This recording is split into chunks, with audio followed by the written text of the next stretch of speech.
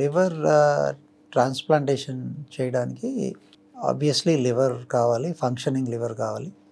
ఇది relatives donate చేయొచ్చు, close relatives పేషెంట్కి.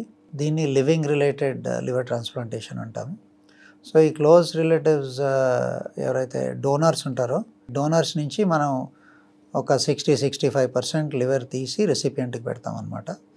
సో ఇద్దరిలో కూడా, ఈ డోనర్లో కూడా, తర్వాత ఇచ్చిన వాళ్ళలో తీసుకున్న వాళ్ళలో ఇద్దరిలో లివర్ మళ్ళీ రీజనరేట్ అవుతుంది, మళ్ళీ పెరుగుతుంది. సో అదొకటి లివింగ్ ట్రాన్స్ప్లాంటేషన్. రెండోది క్యాడవర్ ట్రాన్స్ప్లాంటేషన్ అంటాం. అంటే బ్రెయిన్ డెడ్ అయిన పేషెంట్స్ నుంచి ఆర్గన్స్ పేషెంట్స్కి ట్రాన్స్ప్లాంట్ చేయొచ్చు అనమాట. That is called cadaver transplantation. So వీటికి సంబంధించి మన తోటా యాక్ట్ అని ఉందండి, మన Indian act, tissue and human organ transplantation act అని.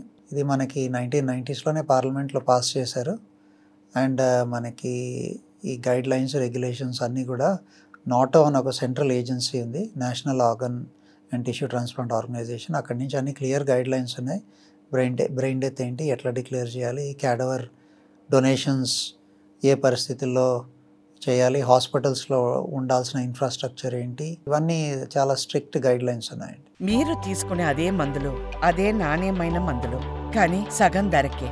అవును, మెడ్ ప్లస్ బ్రాండ్స్ పై 50-80% తగ్గింపు.